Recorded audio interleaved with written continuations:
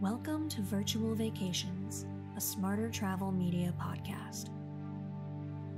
On this episode, we invite you to close your eyes, leave your bags unpacked, and join us on a relaxing walk through Paris. Before we go on this virtual vacation, take a minute to relax and breathe. Find a comfortable place to sit, close your eyes, and take a few slow, deep breaths.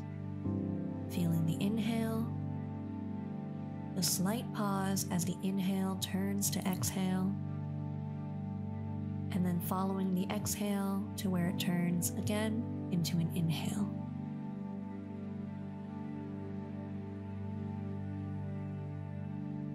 Starting with your feet and slowly working your way to your head, feel the muscles in your body relax. Here, there's enough space to take a pause and come into the moment. Let's begin our journey.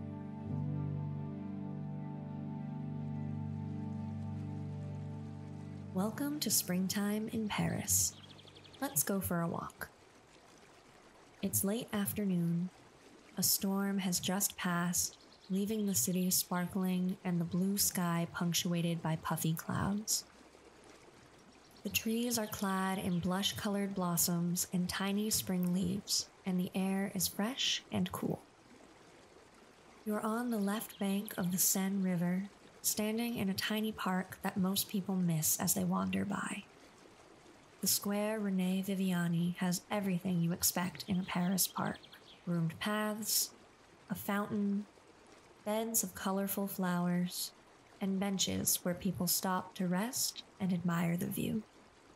But it's also home to a few unusual and special things.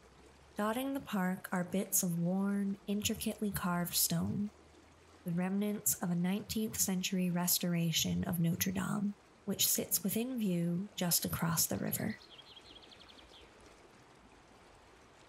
This small park is also home to the oldest tree in Paris.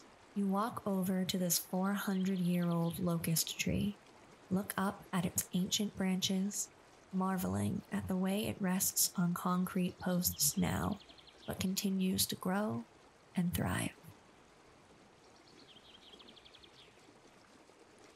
It's time to continue the walk, so walk out of the park via the wrought iron gates and make your way along the quay, admiring the view of Notre Dame.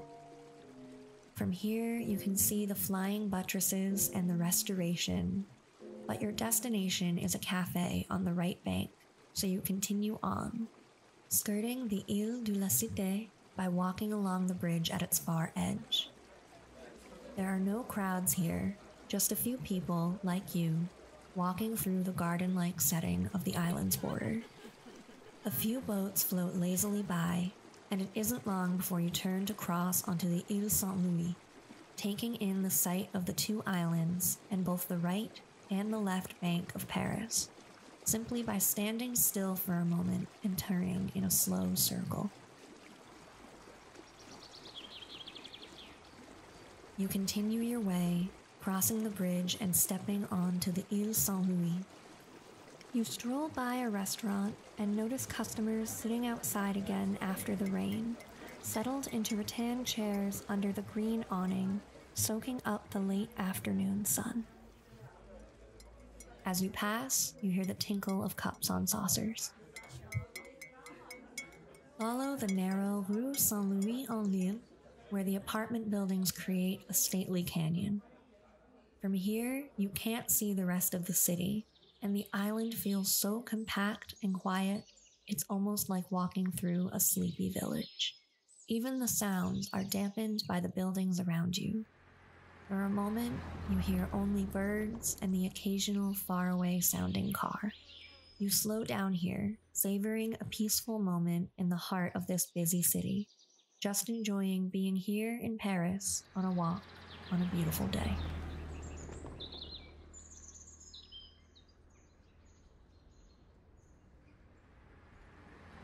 Continuing, you turn north, toward Paris's right bank, and cross the stone arches of the Pont Marie. You walk partway over the bridge, skirting the occasional puddle that reflects back the sky, and then pause and look out at the Seine. The river flows under you, shepherding sightseeing boats and barges along its waters, and creating a wide, open space that allows you to get a view of the ornate buildings bordering the river all the way to the horizon. You cross onto the right bank, taking a meandering route along small streets and pedestrian paths, finding your way up a path and then a stairway that leads to a little bistro whose terrace is defined by potted hedges that are small, but perfectly trimmed and a thriving green. The smell of roasted chicken and frites floats in the air. A church looms up ahead on the left, and as you pass, you notice the door is propped open. You hear someone practicing the organ.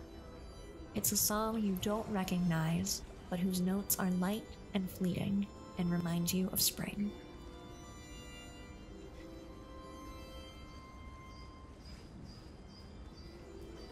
Up ahead, you watch as a laughing cluster of students cross the street and then turn a corner and disappear into the walled garden of a school.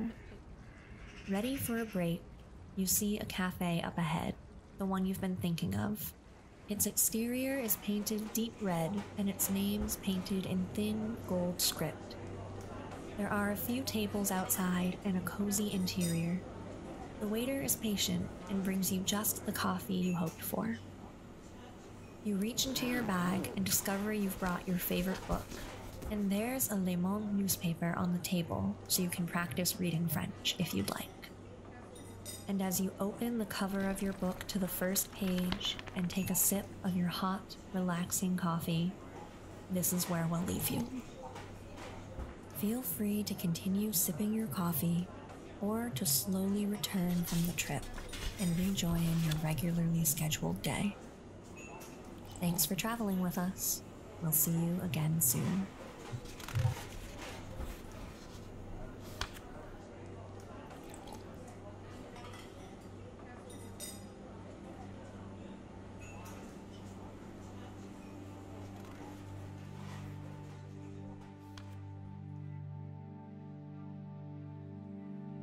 Virtual Vacations is a Smarter Travel Media podcast.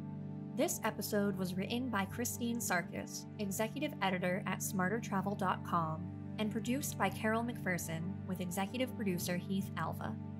Virtual Vacations is also available, complete with meditative visuals, on YouTube at www.youtube.com/smartertravel.